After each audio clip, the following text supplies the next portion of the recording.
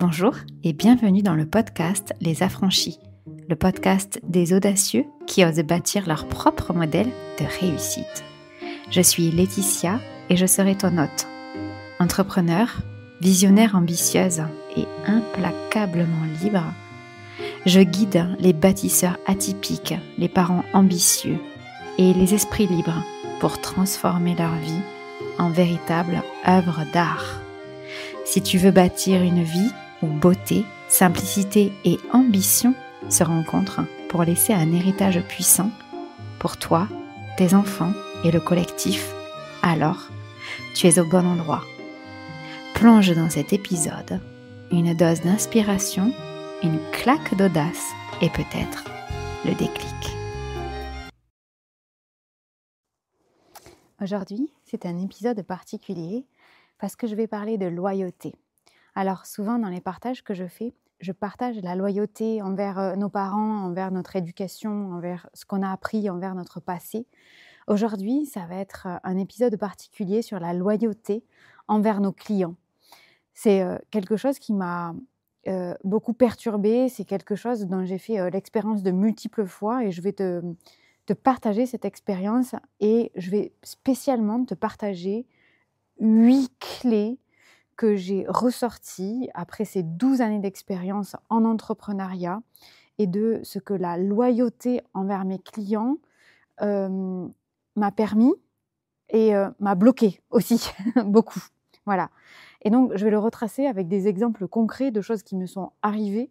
J'avais prévu d'enregistrer cet épisode lorsqu'il y a exactement une situation de loyauté qui s'est passée avec une cliente qui est extrêmement chère à mon cœur. Alors, tu vas me dire, de toute façon, tu vas le dire pour tous tes clients, mais c'est vrai, j'ai l'impression de toujours dire, ah oui, c'est une cliente qui est chère à mon cœur, j'ai cette chance, et c'est bien pour ça qu'on va parler du coup de loyauté envers nos clients. Alors, le cadeau que j'aimerais te faire, c'est de te dire que on peut être respectueux de nos clients, on peut les aimer de tout notre cœur, on peut être très attaché à nos clients sans être loyal envers nos clients. Et en fait, quand tu vas remplacer la loyauté envers tes clients par le respect de tes clients et le respect de la relation que tu as entretenue avec chacun, ça va te permettre de te révéler sans empreinte du passé. Voilà, ça c'est l'objectif final de cet épisode. Allez, c'est parti.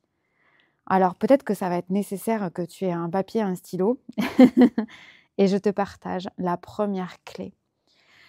La première clé que moi j'ai compris de tout ça, c'est qu'en fait, moi j'ai pas un grand nombre de clients. J'ai un business qui marche très bien, mais qui n'est pas lié à de la masse. C'est lié à très peu de clients. Moi, c'est la première année après 12 ans où j'ai autant de clients et j'en ai moins de 30 dans l'année. Et des gens avec qui j'ai une relation extrêmement particulière, il y en a la moitié. Donc, du coup, ça s'attache vraiment à des humains dont je connais le prénom, le nom, le métier, ce qu'ils font. Je vais sur leur site, je vois leur évolution, je sais ce qu'ils font. Voilà, hein, c'est vraiment des gens aussi où j'ai une relation intime, de grande proximité sur les ombres, les qualités aussi. Voilà. En fait, moi, j'ai très peu de clients. Et donc, je suis très attachée à mes clients. Et donc, je suis attachée parce que j'en ai peu.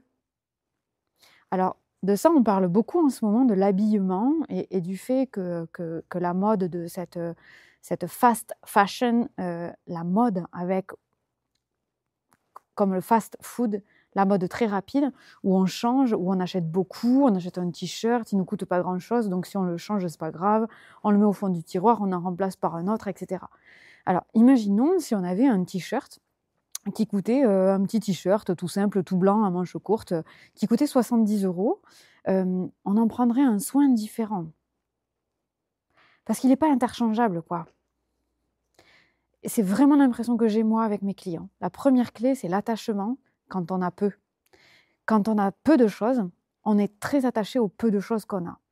Voilà. Alors, ce podcast, il va surtout s'attacher à toi si tu n'es pas dans un environnement de masse, mais plutôt dans un environnement d'extrême intimité, avec peu de clients, avec un business model qui s'attache à faire du sur-mesure et où tu connais chacune des personnes qui rentrent dans ton univers.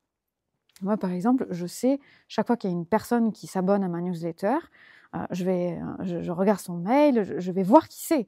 Je sais à qui je m'adresse. Et ça, c'est important. Je ne fais pas cet effort parce que ce n'est pas un effort, mais c'est important, ça, pour moi. Donc, la première clé, c'est pourquoi j'ai été loyale envers mes clients. C'est parce que j'en ai peu. Et donc, je suis extrêmement attachée à mes clients. Et on va voir comment ça, c'est une limite importante à ton développement, à ton épanouissement. Et je vais t'en parler juste après. Donc, le terreau fertile à la loyauté, c'est quand on a très peu de choses. Et quand on a très peu de choses, très peu de gens, très peu de clients, très peu de relations, très peu de possessions, on prend beaucoup de soin dans le peu qu'on a. Et c'était mon terreau fertile. La deuxième clé, en fait, c'est... Moi, je suis une personne humble.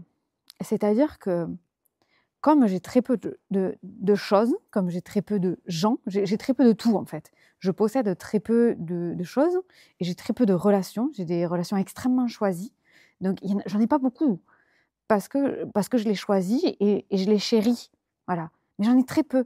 J'ai très peu d'amis parce que j'ai un niveau d'ambition, j'ai un niveau d'exigence qui est extrêmement élevé.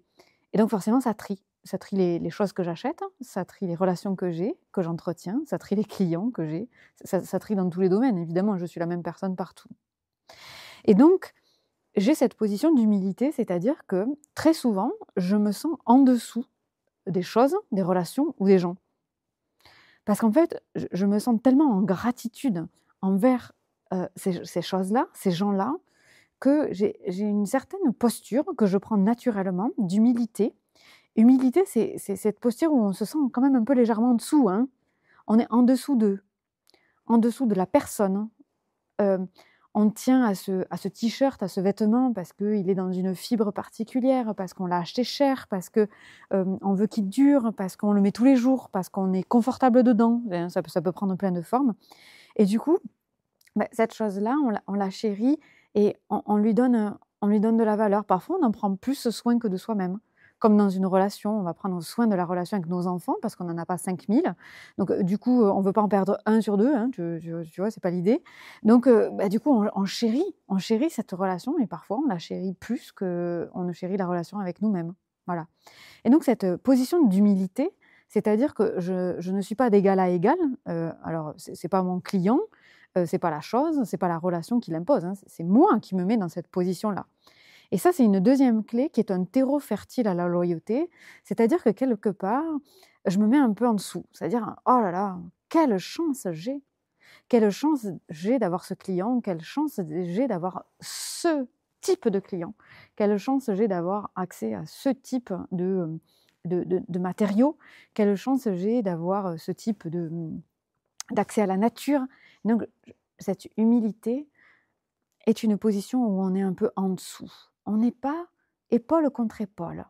On n'est pas sur la même marche. Il y a quelque part quelqu'un qui est en dessus. Alors, c'est nous, hein, en l'occurrence ici, c'est moi, qui me met juste légèrement en dessous. Ça, c'est la deuxième clé qui est le terreau fertile au développement de la loyauté qui, pour moi, empêche notre développement. Voilà. Cette troisième clé, c'est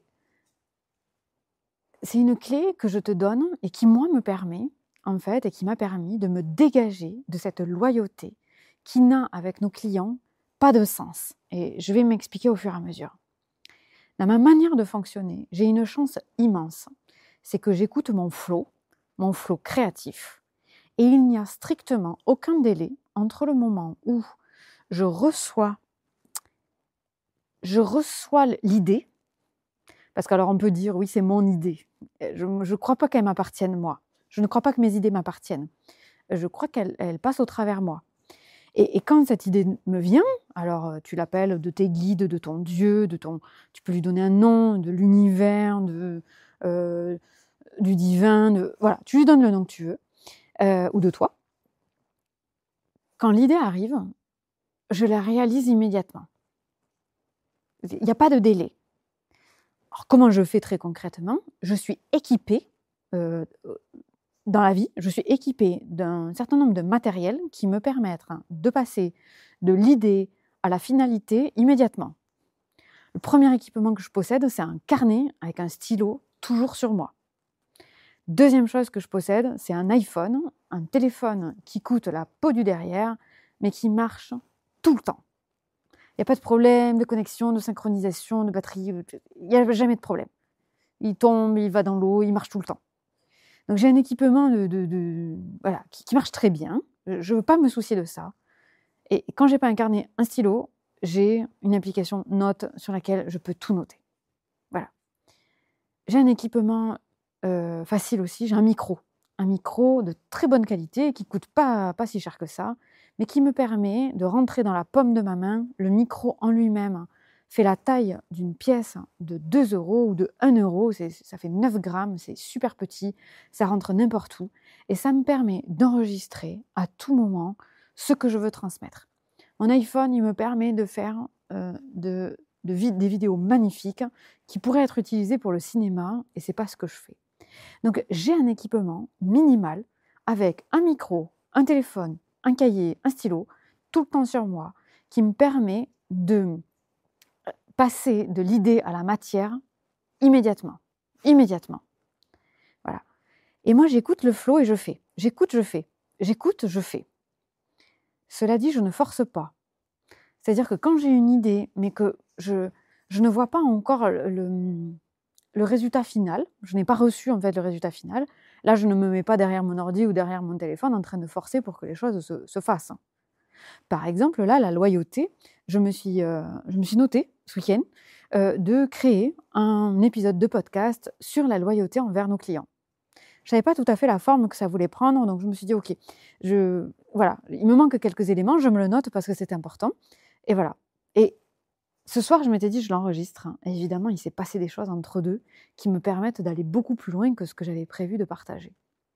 Donc, comment j'ai fait pour me sortir de cette loyauté qui, pour moi, nous empêche d'aller plus loin, et c'est ce que je vais te raconter juste après, c'est parce que je ne mets aucun délai entre le moment où j'ai une idée et le moment où je la formalise, le moment où je la mets dans la matière. Ça, c'était la clé numéro 3. Et donc, c'est comme de l'eau, c'est-à-dire que je laisse couler à travers moi et c'est fluide, efficient, parce que j'ai aussi les outils. Donc, ça vient, je le note, je le mets dans la matière et je le rends public. Entre toutes ces étapes-là, il se passe quelques minutes, quelques heures maximum. Voilà. Ça, c'est ce qui m'a permis de me libérer de tout ce que je vais dire juste après. Clé numéro 4. Ce sont des exemples de ce qui a pu m'arriver concrètement avec des clients évidemment que j'adorais, évidemment, parce que sinon en fait il n'y aurait pas eu de questions sur la loyauté qui se serait passée.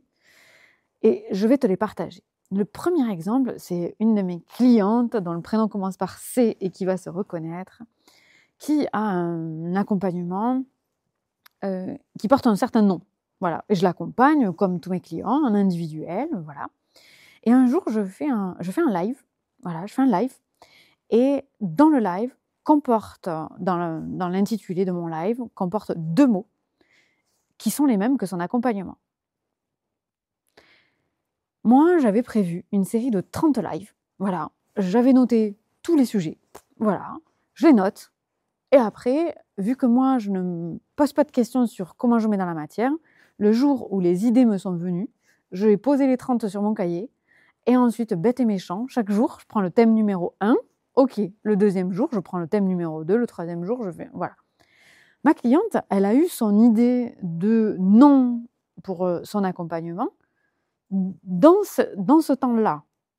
Mais moi, quand elle m'a dit, voilà, je vais nommer mon accompagnement comme ci, comme ça, ben, c'était parfait. Moi, je ne lui ai pas dit, ah mais j'ai un accompagnement qui s'appelle, j'ai un live qui est prévu, c'est marrant, sur ce même sujet. Je n'ai pas fait le lien. Pourquoi? On remonte à la clé numéro 3. Parce que moi, je n'ai aucun attachement parce que je ne pense pas que ce sont mes idées. Je pense que je navigue sur un fil qui est commun à d'autres, qu'il y en a d'autres qui mettent du temps à embrayer quand ils ont une idée. Il y en a d'autres qui n'osent pas. Il y en a d'autres qui ne l'expriment pas. Il y en a d'autres qui l'expriment, mais je ne les connais pas. Il y en a d'autres qui l'expriment, mais dans une autre langue que je n'ai pas. Donc, du coup, je suis en connexion, c'est sûr, avec d'autres, puisque ce n'est pas mon idée. Je suis sur le même fil avec d'autres personnes. C'est sûr. Juste, je ne sais pas qui, et eux, ils ne savent pas que je suis sur le même fil non plus. Ils ne savent pas toujours. Ok. Et donc, moi, je ne fais pas du tout le lien. Le jour où je fais mon live, cette cliente me laisse un message et elle me dit « Laetitia, j'ai été hyper touchée parce qu'en fait, tu as fait un live qui comporte le nom de mon accompagnement. Et je me suis dit, putain, mais en fait, tu t'inspires exactement de ce que je fais pour faire tes lives. » Et là, une peur m'a envahie. C'est, quelque part, je lui ai volé quelque chose, quoi. Et là, je lui dis, mais je suis tellement désolée parce que déjà, évidemment, j'y ai pas pensé. Mais en plus, quand j'ai préparé ça, c'était il y a 28 jours. J'ai pas fait le lien qu'entre-temps, ton accompagnement, tu l'avais appelé comme ça et que moi, j'avais prévu ce live avant, mais je t'en ai pas parlé parce que je n'ai pas fait le lien. Pourquoi? Parce que de toute façon, ces mots-là, on va avoir des manières différentes d'en parler. On a une vibration, elle et moi, qui est complémentaire mais différente, que de toute façon, elle va travailler avec des gens avec qui je ne vais pas du tout travailler, que si moi, j'ai des clients qui viennent travailler avec moi et que je sens qu'ils sont mieux pour elles, je vais les envoyer chez elles. Et comme je n'ai pas d'attachement, je n'ai pas cette... je ne m'accapare pas les mots, ils ne m'appartiennent pas, ils m'ont traversé. Ils m'ont traversé, ils me sont venus, voilà, de l'extérieur, de Dieu, voilà. Ils me sont venus à travers moi. Donc, je les utilise parce que je ne mets pas de délai entre le moment où je les reçois et le moment où je les mets dans la matière. Et donc, la peur qui m'a envahie, c'était de me dire, mon Dieu, mais... alors, évidemment, je ne me suis pas dit, est-ce que je lui ai volé quelque chose, puisque il n'y avait même pas de question, je savais que non. Mais j'ai abîmé la relation. J'ai abîmé quelque chose. J'ai abîmé. J'ai fait quelque chose de mal. J'aurais pas dû. Mais en fait, j'aurais pas dû quoi? Je ne me suis pas aperçue.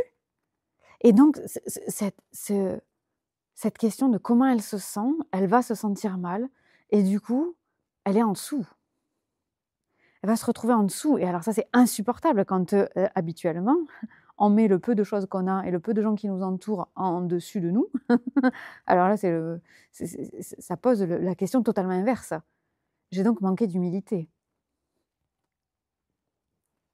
Je pose cet exemple-là, j'en donne un autre. J'ai un client que j'ai eu pendant 8 ans. Pendant 8 ans, il m'a fait travailler, il m'a payé. C'est grâce à lui que j'avais un équivalent de salaire, puisque j'étais toujours en externe. Et du coup, j'avais l'impression de lui devoir beaucoup. De lui devoir ma vie, de lui devoir de travailler à distance à un moment où ça ne se faisait pas du tout, parce que c'était bien avant le Covid, des années avant le Covid, la chance de pouvoir faire l'école à la maison, la chance d'avoir la liberté de mes horaires, etc., etc. Et donc j'avais l'impression que je lui devais beaucoup. Hop, on revient en position d'humilité, j'ai peu de clients, du coup je les chéris beaucoup, etc., etc. Et en fait, quand j'ai arrêté de travailler avec ce client qui est par ailleurs un ami, je me suis aperçue que, en fait, je pouvais développer autre chose. Qu'en fait, je n'étais pas limitée à ce que je faisais avec lui. Et là, je me suis découverte une autre partie de moi, où au lieu de tout créer pour lui, je pouvais créer aussi pour moi. Ah, ça vient mettre un point d'interrogation dans les rouages. Donc en fait, je pourrais mettre ma créativité à mon propre service. Intéressant. Troisième exemple qui vient ici, c'est ce qui est arrivé entre le moment où je me suis dit qu'il fallait que j'enregistre cet épisode et le moment où je l'enregistre. Il s'est passé 48 heures. Rien, puisque moi, il y a très peu de délai entre le moment où j'ai l'idée et le moment où je le fais. Et là, j'ai une cliente donc très chère à mon cœur qui me dit: «Laetitia, tu as donné un nom à ton podcast qui est un nom que j'utilise énormément». C'est pas une cliente que j'accompagne en individuel, mais on a une très grande proximité qui voilà, c'est comme ça s'est fait comme ça entre nous et là, je me suis dit: «Mince, mais j'ai jamais vu qu'elle avait utilisé ce mot». Pourtant, je veux dire sa communication, je la lis, je suis attentive, je me suis dit: «Mais c'est quand même pas possible». Donc là, on est dans le même genre d'exemple là et en fait, elle me contacte de la même façon que mon premier exemple en me disant: «En fait, j'ai ça sur le cœur et je te le partage pour pas que ce cette incompréhension vienne entacher notre relation.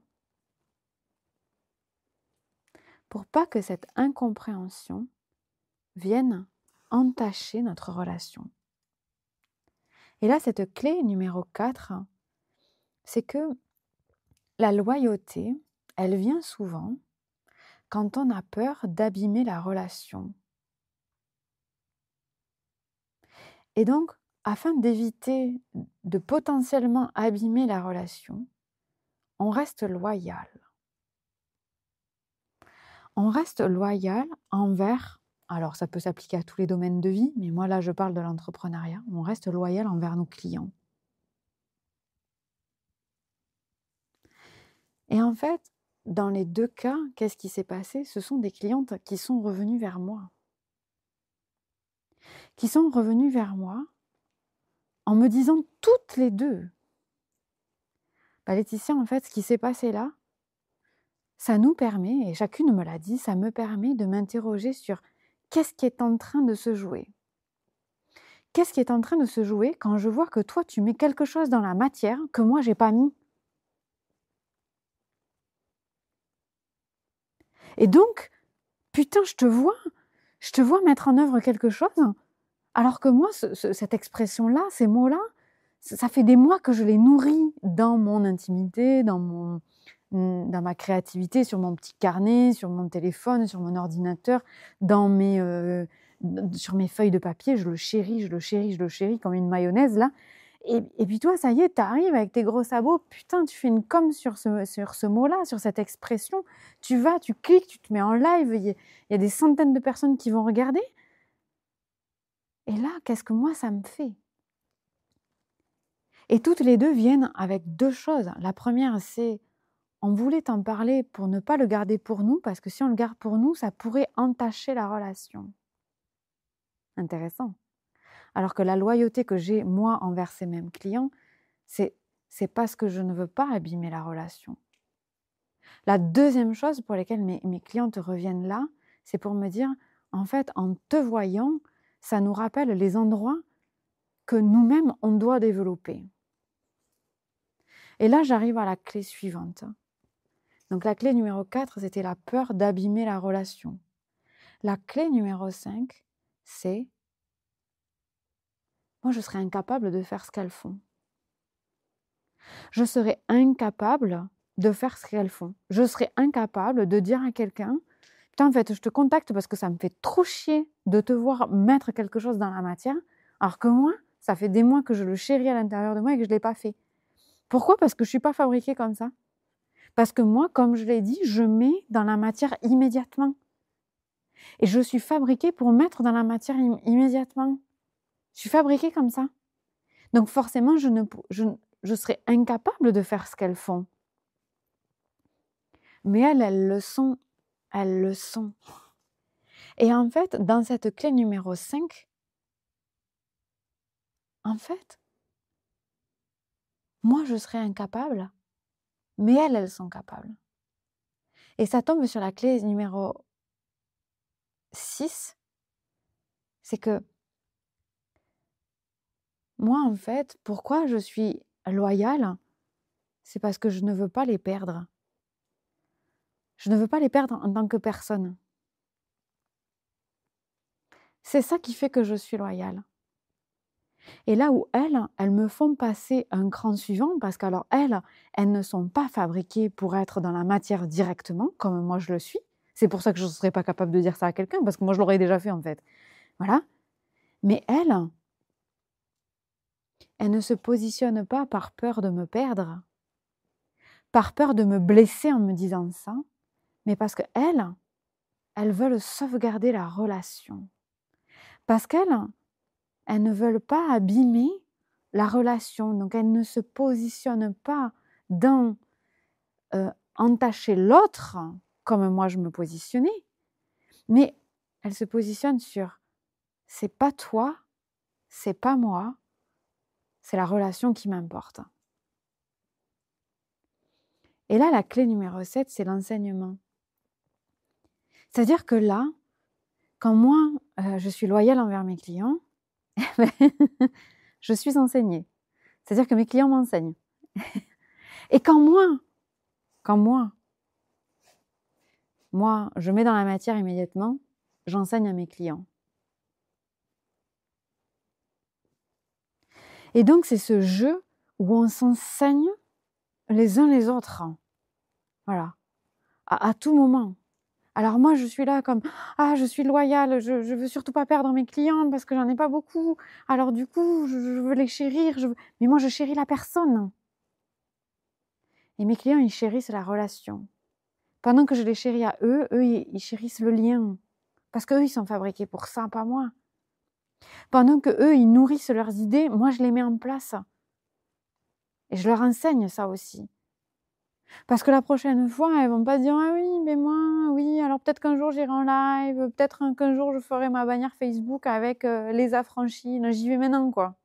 Parce que la dernière fois, ce que j'ai appris, c'est que j'ai mis 6 mois à le faire. Putain, Laetitia, elle a mis 48 heures. Donc, elle a lancé son podcast et en 48 heures, il y avait 36 épisodes.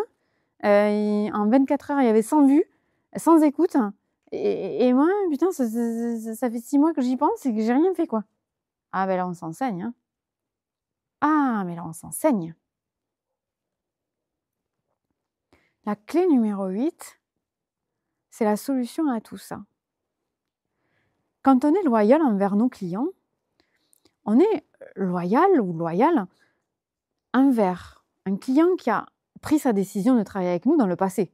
Puisque sinon, on appelle ça un prospect. Hein. Donc, quand on est loyal, qu'on veut conserver les choses telles quelles avec un client actuel, c'est un client qui a pris sa décision dans le passé. Donc, il a pris sa décision dans le passé avec une façon d'être, une façon de fonctionner, voire de travailler, à nous, qui est passée. Voilà. Par exemple, moi, j'ai fait une offre promotionnelle, quelqu'un est venu rejoindre l'espace en promotion, la personne est arrivée, c'est à partir d'un moment où moi, je faisais une promotion. 6 mois plus tard, je décide de ne plus jamais faire des promotions, il n'y aura plus ce genre de gens qui vont arriver. OK ? Donc, nos clients actuels sont le reflet d'une façon qu'on avait d'être, de faire, de vendre, du passé. Donc, être loyal envers nos clients, c'est-à-dire vouloir leur servir quelque chose qu'ils vont aimer et qui vont apprécier, tel qu'on pense qu'ils auront choisi. En fait, c'est être loyal avec une version passée de qui on a été, de comment on s'est comporté, voilà, et être loyal envers une version de eux qui est une version passée, qui est une version qu'ils avaient avant de se comporter. Bref, il n'y a personne qui est puissant. On ne s'adresse ni à la part de nous, mise à jour puissante, ni à la part de notre client, mise à jour puissante. Jamais. Et quand on est loyal, il y a ce côté, on se met en dessous. Et du coup, en se mettant en dessous, on ne développe pas sa puissance. Et du coup, comment on peut enseigner par nos actes, non pas par la théorie, par les grands discours, parce que les grands discours, tout le monde peut les faire. Moi, je parle par les actes, par les actions qu'on pose, par les décisions qu'on prend pour nous, pour nos familles, pour nos clients, nos business, notre vie de tous les jours. Comment on peut enseigner si en fait on se positionne en dessous? Et la loyauté est très différente du respect. Et donc je peux avoir beaucoup de respect pour une personne et m'adresser à sa part puissante.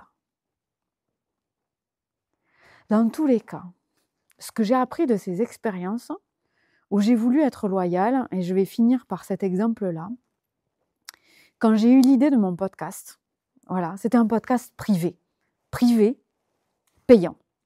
100 € par mois, c'est un podcast privé. Et j'ai une cliente qui a un trouble autistique et qui m'a dit, écoute Laetitia, j'aimerais vraiment beaucoup rejoindre, mais il faut que tu me dises s'il y aura de la vidéo. Parce que s'il n'y a pas de vidéo, je ne suis pas capable de lire sur les lèvres. Et donc, si je ne peux pas lire sur les lèvres, je suis incapable d'écouter tes épisodes s'il n'y a pas de vidéo. Et à ce moment-là, j'avais qu'une cliente qui m'avait dit qu'elle voudrait rejoindre cet espace. Qu'une seule, c'était elle. Et j'avais pas du tout prévu de faire des vidéos. Et je lui ai dit, écoute, j'ai pas du tout prévu de faire des vidéos, mais si ça peut t'aider, bah moi, ça me change rien. Mais par évidence, je n'avais pas du tout prévu de le faire avec vidéo. Donc, c'est pas que je me suis forcée, mais c'était pas évident de le faire avec les vidéos pour moi. Ce qui était évident, c'était de faire par la voix. Je suis la voix. Et donc, je me suis forcée à faire des vidéos. Alors, pour moi, c'était pas très difficile, parce que mon image ne me pose pas de problème. Mais du coup, ça m'a demandé tout un tas d'organisation, tout un tas de prises de tête. Évidemment, je ne m'en suis pas aperçue. Pourquoi ? Parce que j'avais une cliente. J'avais une cliente pour ce podcast privé. Et j'ai voulu la chérir. J'ai voulu la chérir. Et vous voyez bien que là, dans la loyauté, je chéris l'autre. Je ne chéris pas la relation qui va de elle vers moi et de moi vers elle. C'est-à-dire me dire, ok, donc là, la vidéo, c'est important pour elle, mais est-ce que moi, dans l'autre sens, ça marche ? Et du coup, je fais pour que ça marche pour elle. Et sans me poser la question, comment on pourrait faire pour que ça marche pour toutes les deux ? Pour toutes les deux à long terme. Et est-ce que je pourrais me dire, tant pis en fait, ça marche pas pour elle, mais pour moi ça marche. Et quand on est loyal, c'est vraiment cette clé numéro 2, c'est cet aspect, je suis un peu en dessous. Et donc je suis au service, je me mets à ton service, je suis un peu en dessous. Et quand on est prestataire de service, qu'on donne un service et que ce n'est pas un produit, on a aussi ce côté-là, rendre service, se mettre au service de « je suis en dessous ». Je te rends service. On ne dit pas « je suis payé pour mon service ». Ça ne fait pas partie du langage. Et donc ça, c'est vraiment important parce que dans le langage, ça dit beaucoup de notre posture. Et donc, la loyauté, elle empêche, la loyauté envers nos clients, et je pense que ça s'applique à tout domaine, mais on pourra faire un épisode sur ça, mais la loyauté envers nos clients, elle nous empêche de nous adresser à la partie de nous puissante, qui sait, par évidence, qui sait déjà en fait que le podcast, elle avait quand même prévu de le faire sous format de podcast, donc il n'y a pas de vidéo, donc c'est tout en audio. La loyauté empêche de s'adresser à la part puissante de l'autre qui est, écoute, moi j'avais prévu de le faire qu'en audio. Est-ce qu'on pourrait faire quelque chose de type, tu l'écoutes une fois et tu me dis comment c'est pour toi. Voilà, et puis on verra comment ça peut s'ajuster pour moi. Et la loyauté envers l'autre, elle s'adresse à chérir l'autre, mais elle oublie la relation. Et la relation, si on dessinait deux bonhommes, voilà, il y a deux bonhommes, il y a une flèche qui va dans un sens et dans l'autre. Voilà, c'est un ping-pong, ça va dans les deux sens. Et ça s'adresse à ceux qui ont envie que la relation soit puissante. Ça part d'un espace en moi qui est puissant, ça part d'un espace en toi qui est puissant, et ça s'adresse au niveau de relation qu'on a envie ensemble. Voilà. Et ces exemples-là, ils m'ont montré que la loyauté que j'avais envers mes clients m'a empêché de développer certains services, certains produits, et pourrait empêcher certains de mes clients, certaines personnes qui naviguent autour de moi, s'empêcher d'utiliser un terme, s'empêcher d'utiliser une façon de faire. Pourquoi ? Parce que, voilà, Laetitia, elle l'a utilisé. Voilà, du coup, maintenant qu'elle l'a utilisé, voilà. J'avais qu'à me dépêcher. J'avais qu'à le faire avant. Voilà, ça m'apprendra. Ça m'apprendra à mettre 6 mois à sortir un truc. Ça m'apprendra quand j'ai envie de faire un live et que j'ose pas parce que je remets à plus tard et que je le fais plus tard et à force d'être à plus tard, Laetitia, elle l'a fait. Cette espèce de petite voix maltraitante là. Alors évidemment, ça dit un peu de nous quand même, ça dit un peu qu'on met 2 heures, 10 jours ou 3 ans à embrayer. Bien sûr que ça dit quelque chose de nous, mais ça peut aussi être quelque chose du genre: «Waouh! Ma lecture, si je m'adresse à la partie de moi qui est puissante, je vois Laetitia dans sa puissance, qui utilise ses mots, qui passe dans la matière tout de suite, qui suit son flot tel que je l'aimerais. Waouh! Je la vois puissante. Et moi, quelle est ma décision puissante?» Parce que c'est extrêmement puissant, hein, un client qui vient vers vous en message privé et qui vous dit: «Ben voilà, je veux t'en parler parce que je veux pas abîmer la relation». Ah ça, c'est puissant, hein, c'est extrêmement puissant. Moi, j'en ai pleuré, hein. J'ai enregistré la façon dont j'ai réfléchi, dont j'ai créé le partage que je suis en train de faire. J'en ai pleuré, hein, sur la vidéo, on me voit pleurer. C'est extrêmement puissant. Et ça, c'est la puissance de la relation. C'est-à-dire, je mets de la puissance dans la relation, donc je ne veux pas abîmer notre relation, donc je t'en parle. Et là, il manque un dernier bout. C'est quelle est la puissance en moi? C'est que ce mot, il nous appartient au collectif. Que j'ai utilisé ces mots, que j'ai utilisé ces termes, ça nous appartient. On est sur le même fil. On navigue sur la même idée. On est synchronisé. Et on peut utiliser les mêmes expressions parce que de toute façon, Dieu, nos guides, l'univers ne nous a pas fabriqués pour que on fasse la même chose. Donc même si on utilise les mêmes mots, nous n'avons pas la même histoire, nous n'avons pas la même puissance, nous n'avons pas la même contribution. Et donc, on peut, en exprimant les mêmes mots, en utilisant les mêmes expressions, avoir une tonalité qui n'a rien à voir. Et quand on regarde un peintre, on ne se dit pas « je ne vais pas utiliser le même bleu que Cézanne ». Ah non, en fait, je peux utiliser le même bleu que Cézanne, mais en fait, moi, je vais faire un tableau qui n'a rien à voir. Donc, il n'est pas question du bleu, il n'est pas question du jaune, il n'est pas question du mot. Ça n'a jamais été la question. Mais c'est la question de « waouh, on est sur le même fil ». Et quand moi, je suis dans ma puissance, je vois Laetitia qui a utilisé les affranchis. Waouh! Putain, je la vois dans sa puissance. Et moi, ce mot, les affranchis, c'est quoi ma puissance à moi avec ce mot-là? Parce que ça n'a rien à voir. Ce sera autre chose, une autre vibration, une autre fréquence, un autre coup de pinceau, une autre peinture à la fin, un autre rendu, un autre public, une autre exposition. Ça peut être aussi la même. Parce que ça peut être différent, ça peut être complémentaire, ça peut être opposé. Et souvent, je donne cet exemple. Je dis toujours, ça dépend d'où tu pars. Et moi, un jour, j'ai rencontré une personne qui disait dans son business, non mais moi, j'adore mon business parce que j'ai pas besoin de vendre.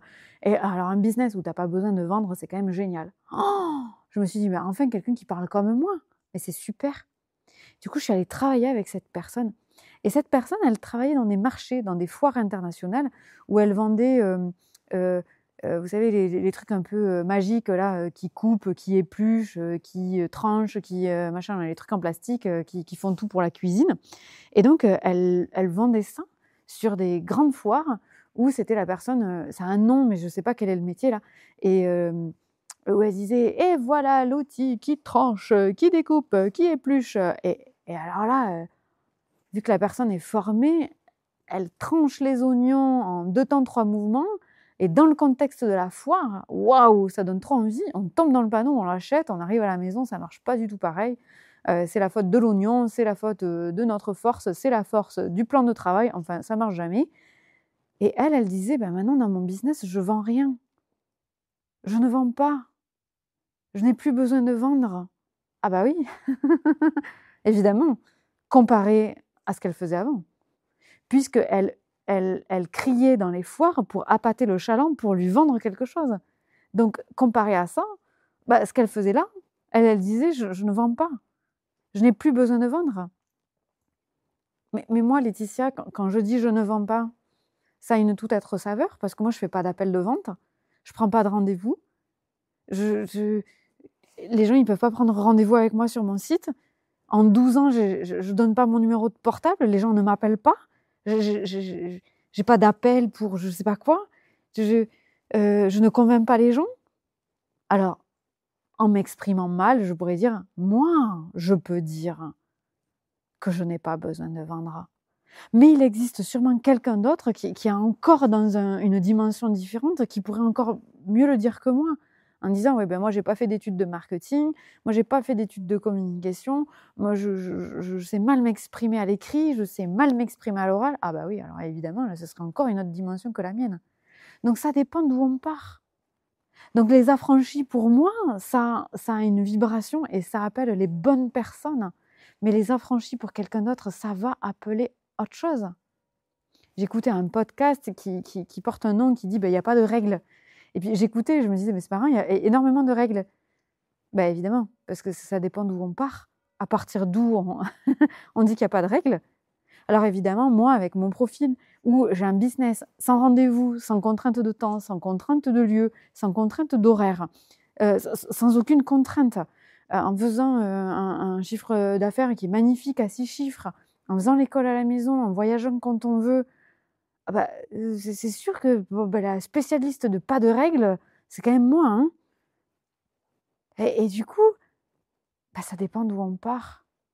Et ça devrait nous donner toute la liberté de nous affranchir, de nous affranchir de ce qu'on voit à l'extérieur. Et de nous adresser à la partie puissante de nous et de nous dire en fait, si je suis non pas loyale, si je ne suis pas loyale, mais que je suis respectueuse de la part puissante en l'autre, de la part puissante en moi et de la puissance de notre relation, je peux utiliser les mêmes mots parce qu'en fait, ils ne partent pas du même endroit et ils ne s'adressent pas au même endroit d'une autre personne.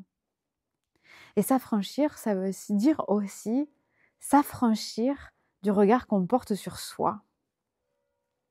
Et la loyauté envers quelqu'un, elle nous empêche très souvent de porter un regard juste sur nous-mêmes. La loyauté envers l'autre, elle nous empêche de nous affranchir de notre propre regard. Elle nous empêche, au moment où sonne l'église, quand je dis ça, c'est incroyable, elle nous empêche de nous affranchir de cette voix maltraitante qui nous parle de nous. Alors pour terminer cet épisode et pour terminer ces 8 clés que je vous ai partagées, j'aimerais sincèrement que vous preniez rendez-vous avec vous-même et que vous fassiez la prière de vous affranchir de toutes ces petites condamnations, de toutes ces petites voix maltraitantes que vous vous donnez. Et surtout, je vous promets que quand vous remplacerez la loyauté envers quelqu'un, envers quelque chose, avec un héritage, avec des valeurs, et que vous le remplacerez simplement par quelque chose d'égal à égal comme le respect envers l'autre, envers vous-même et envers la relation, ça va vous permettre de vous affranchir de cette position d'humilité, donc en dessous, et de développer votre puissance. Mon cadeau d'aujourd'hui, il est de vous dire que la loyauté envers nos clients nous empêche de développer notre puissance.